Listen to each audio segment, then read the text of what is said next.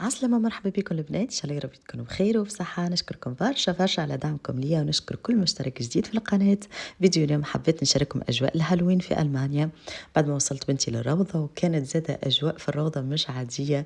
عاملين ديكور هكا يخوف والأطفال لابسين دي كوستيوم زادة متاع الهالوين، حتى المعلمات. خسارة ما نجمتش نصوركم خاطر سألتهم، يعني قالوا لي ممنوع. قالوا لي معناها تنجمي تصوري صغيرك أكاهو، أما الأطفال وكل ممنوع باش تصوريهم. فلقيت إنه ماهوش حل، أنا حابة نصور يعني الأجواء كاملة. دونك ما صورتش حتى شيء. خفت أصلا يعني في فيديو من الفيديوهات يظهر طفل ولا حاجة هكا. دونك ما أكاهو قلت ممنوع ممنوع، ما حبيتش نصور وكاهو. ومن بعد مشيت باش نقضي، حبيت ناخذ شويه ديكور الهالوين. حابه زاد نطيب صابلي ان شاء الله باش نشاركها معاكم في الفيديو. وناويه انا وصاحبتي باش نتقابلوا مع بعضنا، باش نعملوا عشويه ونطيبوا مع بعضنا هكا تغيير جو، بحكم الاطفال باش تدخل توا في عطله. انا بنتي الحق كان عندها نهار هكا هو عطله، مش معناها الروضه مش كيما المدارس، اما المدارس توا عندهم عطله الخريف. فهكا قلنا نغيروا الجو ويتلموا الأطفال ونعملوا جو وكل شيء. حسيلو حبيت نشوف لهنا نشارككم زادة شوية من الأشكال متاع الهالوين اللي عاملينها وحاجات تخوف وكل. خسارة ما تباعوا معنا، ما بقوش حاجات كبيرة. عجبتني القرعة هذه محلاها. شوفوا الماسك يا ماما يرعب. بالنسبة للناس اللي تخاف من المستحسن ما تخرجش نهار هالوين، خاطر كلهم يبدو لابسين أشكال كيف هكا. تو نشارككم في آخر الفيديو إن شاء الله شوية من الأجواء البرة وكيفاش في الليل وحاجات تخوف.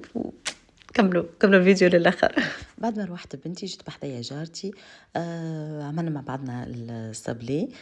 ومن بعد تبدل البرنامج شوية، يعني هي جبت معها كيك على أساس باش تكون يعني هكا عشوية متاع قهوة وكهو. يا أخي فكرنا علاش لا ما نعملوش هكا سندويتشات خفيفة. وتو نوريكم في الآخر يعني شنو عملنا الأشكال متاع الساندويتش، هكا فكرة سمحة يعني تغيير جو كهو معناه. حسيلو بالنسبة للصبلي لهنايا المقادير سهلة برشا، باش نزيد نكتبها لكم أنا، باش نملاها عليكم وباش نزيد نكتبها في صندوق الوصف. هنا خديت 800 غرام دقيق، عليها 400 غرام زبدة تكون طرية، عليها بيضتين ونشا قرابة 200 غرام، وسكر المحور قرابة زادة 200 غرام، زوز ساشيات سكر فانيليا وزوز ساشيات خميرة. ساهلة برشا المكونات، وجربوا هالوصفة هذه راهي تجيب بنينة على الآخر. الصبلي يجي هشوش، شوفوا العجينة متاعها مطراها وبالحق تشهي.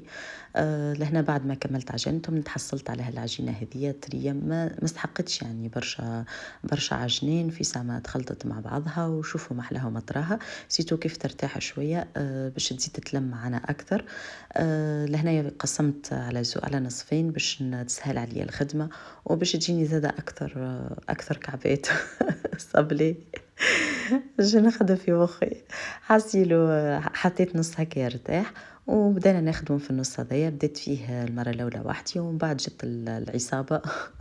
الصغيرات الكل هكا تلموا باش حبوا يعاونونا، وكيف ما العادة يعني يجوا باش يعاونوا، يزيدوا الدنيا يهلكوها ويخربوها.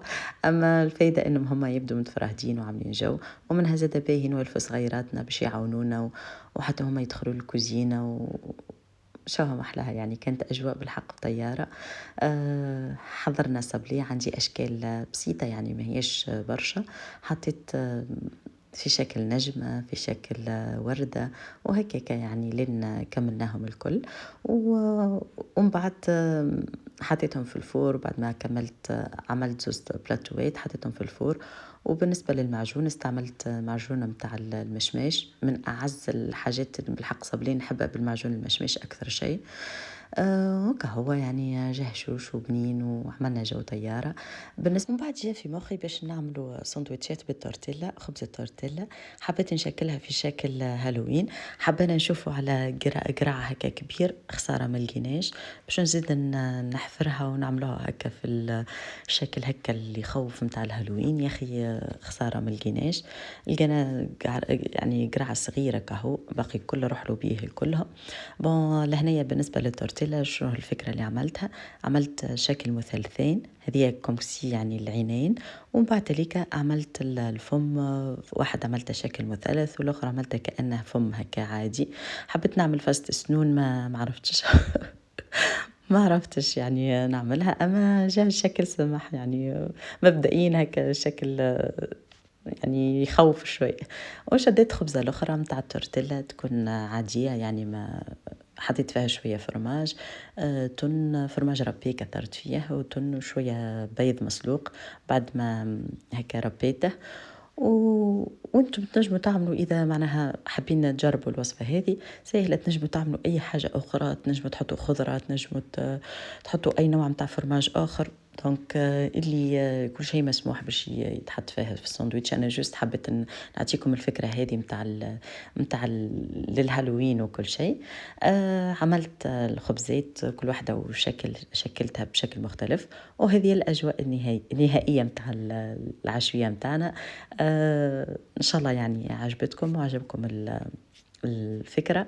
هذه الكيكة طيبتها صاحبتي، وخذنا شوية من الحلويات هكا في شكل يخوف وشكل أسنان وكل شيء، وصغيرات المفيد عملوا جو وتفرهدوا.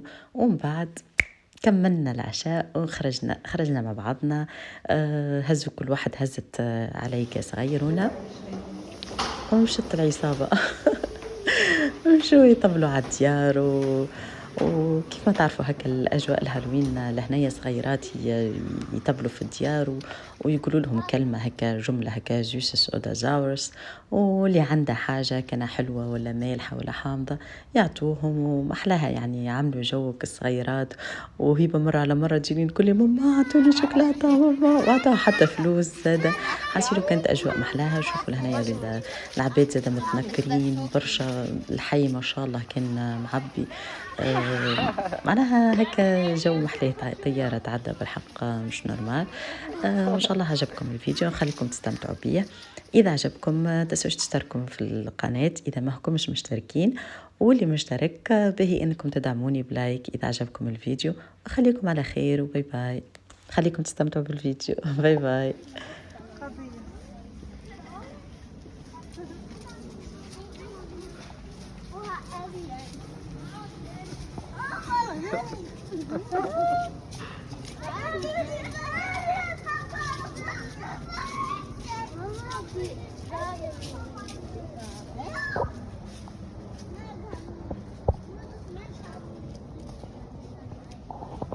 Ja, ja, ein großes Auto. Tschüss. Tschüss.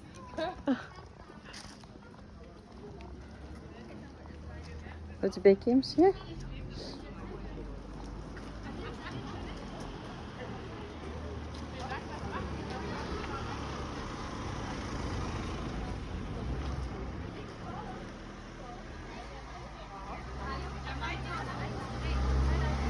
امشي هبة امشي.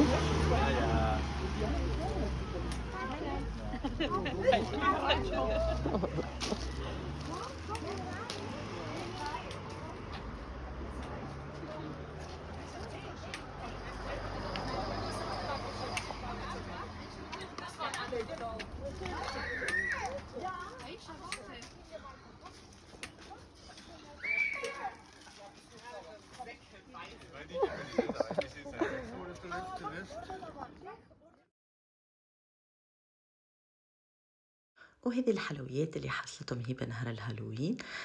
عاملة عليهم جو لهنا حلتهم لها باش نحي لها الشوكولا والحلوى اللي فيها الجيلاتين متاع الخنزير، نحيهم أبار وخليتها الباقي تستمتع بيهم كل مرة نعطيها عبيد. وعاملة عليهم جو فرحانة وإن شاء الله يعني الفيديو عجبكم، إن شاء الله شاركتونا الأجواء هذه، وخليكم على خير. باي باي.